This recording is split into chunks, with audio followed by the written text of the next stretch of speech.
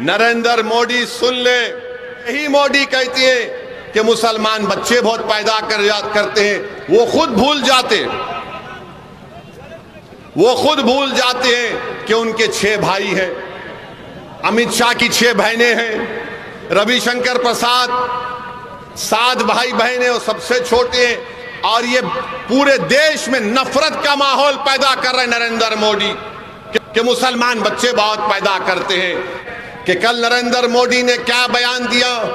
नरेंद्र मोदी ने बयान दे दिया, अपना भाषण में कहा कि मुसलमान बच्चे ज्यादा पैदा करते हैं और मुसलमान घुसपैठी हैं। क्या बोल सकेंगे जावेद कुछ इस बारे में? क्या जावेद बोल पाएंगे? मोदी को जवाब दे पाएंगे? मेरे भाई, ये कोई बोल नहीं पाएंगे। हमने कहा है और आज भी हम कह रहे हैं, नरेंद्र मोदी सुन ले।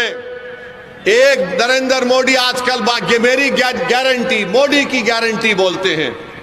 मोदी की गारंटी एक है 2002 से कि मुसलमानों से नफरत करो, बस ये मोदी की गारंटी है। मोदी बोलते हैं कि दौलत मुसलमानों को दी जाएगी। अरे भारत के प्रधानमंत्री, तुमने अपने 10 साल में भारत के 1% लोगों को 40% दौलत तुमने दे दी। अरे तुम कौन सी दौलत की बात कर रहे हो? यही मोदी कहती है कि मुसलमान बच्चे बहुत पैदा करते हैं। वो खुद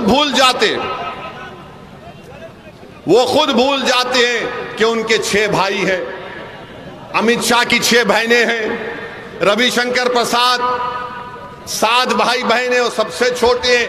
और ये पूरे देश में नफरत का माहौल पैदा कर रहे नरेंद्र मोदी कि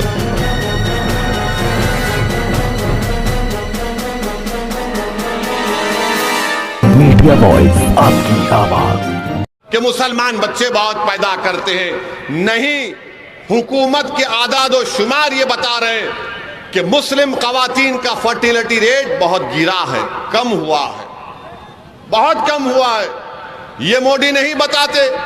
मोदी यही नहीं बताते कि हायर एजुकेशन में, आला तालीम में 2019-20 में 18 लाख मुसलमान गायब हो चुके हैं। क्यों गायब हुए? क्योंकि नरेंद्र मोदी की सरकार ने देश में खौफ का माहौल पैदा किया, पोस्ट मैट्रिक स्कॉलरशिप के पैसे कम कर दिए। मेरे अजीज दोस्तों और बुजुर्गों, हम आपसे गुजारिश कर रहे हैं कि इस इलेक्शन में आप अख्तरुल ईमान को अपना MP मुंतखब करिए।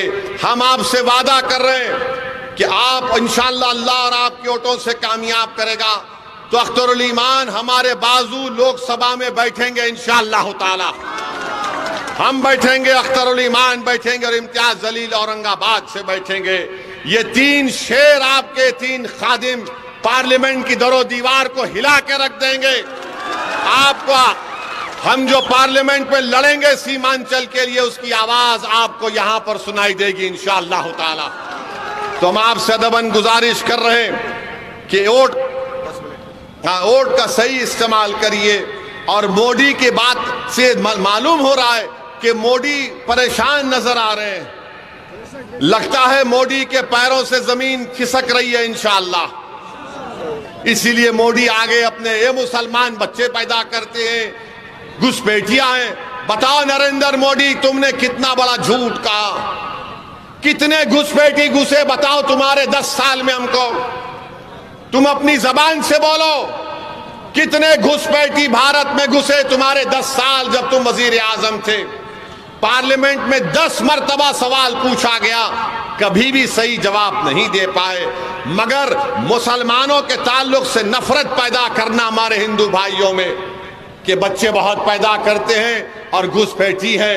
अरे बच्चे पैदा कम हो रहे हैं और एक वक्त आएगा जब मुसलमानों की और हिंदुओं की आबादी स्टेबलाइज हो जाएगी।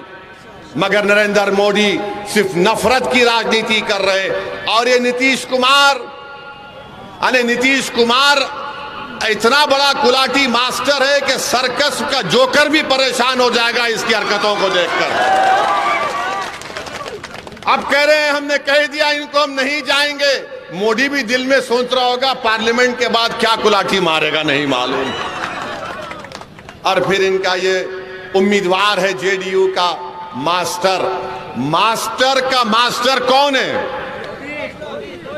मास्टर का मास्टर कौन है? मास्टर का मास्टर मोदी है ना। तो इनका माई बाप मोदी हो चुका है। अगर कल खुदा ना खास्ता ये पार्लियामेंट में चले जाएंगे और यूनिफॉर्म सिविल कोड का बिल आएगा तो मास्टर बोलेगा माई बाप जो हुक्म की तामील होगी। बताओ क्या आप ऐसे आदमी को अपना वोट देंगे मेरे भाई? क्या आप ऐसे पार्टी को वोट देंगे जो भारत में यूनिफॉर्म सिविल कोड लाना चाहते हैं? और यूनिफॉर्म सिविल कोड बीजेपी ने लाया उत्तराखंड प्रदेश में। कैसा कानून लाया? यूनिफॉर्म सिविल कोड उत्तराखंड में कहता है कि मुसलमान अपनी शादी निकाह से नहीं करेगा, स्पेशल मैरिज एक्ट से होगा। अब आप बताइए, आपकी हमारी शादी हुई तो निकाह हुआ, काजी साहब आए बोले नहीं स्पेशल मैरिज एक्ट। अरे दुल्हन को महर नहीं, महर कुछ नहीं। शादी अगर खत्म करना है तो दूसरे कानून के तहत दो। ये यूनिफॉर्म सिविल कोड होगा। इसीलिए हम आपसे अपील कर रहे हैं कि मजलिस कभी बीजेपी से कॉम्प्रोमाइज कभी नहीं की। 10 साल का पार्लियामेंट का रिकॉर्ड उठाकर देख लो आप। ट्रिपल तलाक का कानून सबसे ज्यादा मजलिस ने मुखालिफत की। यूएपीए का कानून मजलिस ने मुखालिफत की और कांग्रेस ने तायीद की।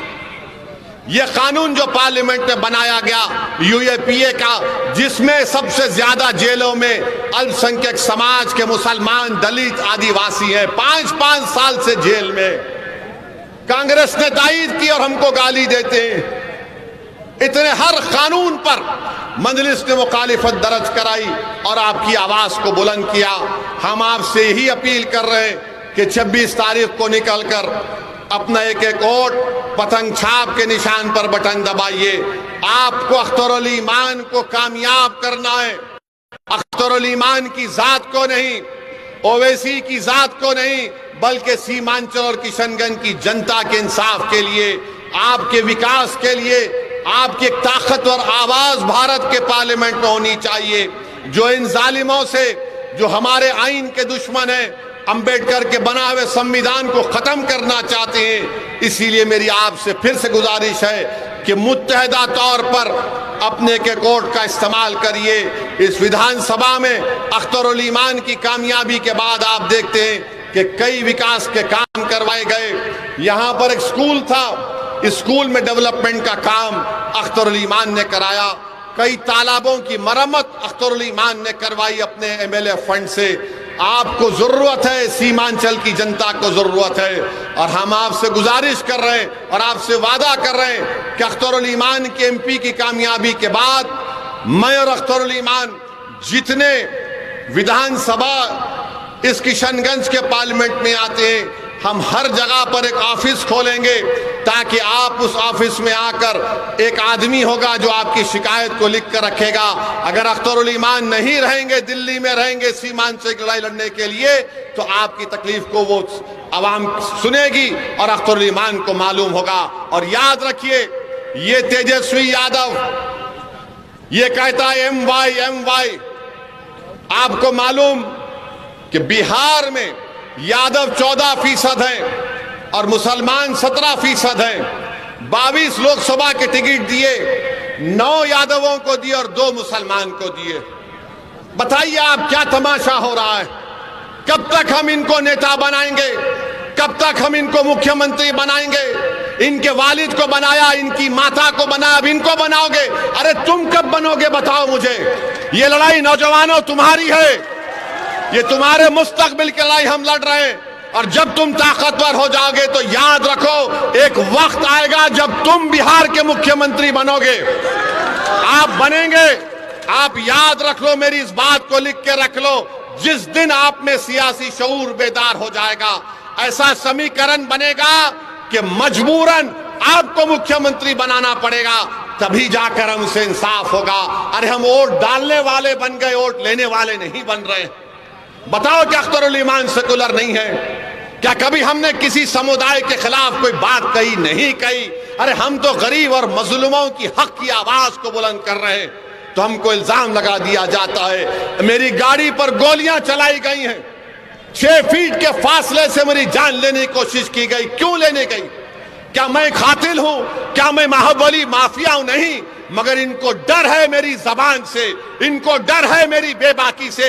और ये कहां से आती है? आपके दुआओं से, अल्लाह के करम और फजल से होता है। तो आपसे हम अपील कर रहे हैं कि 26 तारीख के दिन आप निकलेंगे ना, आप तमाम अख्तर भाई के लिए, देखिए आप सोच कर बोलिए, ये विधानसभा से अख्तर भाई को आप मेजॉरिटी दिलाएंगे नहीं दिलाएंगे? तो यहां का नया एमपी कौन होगा?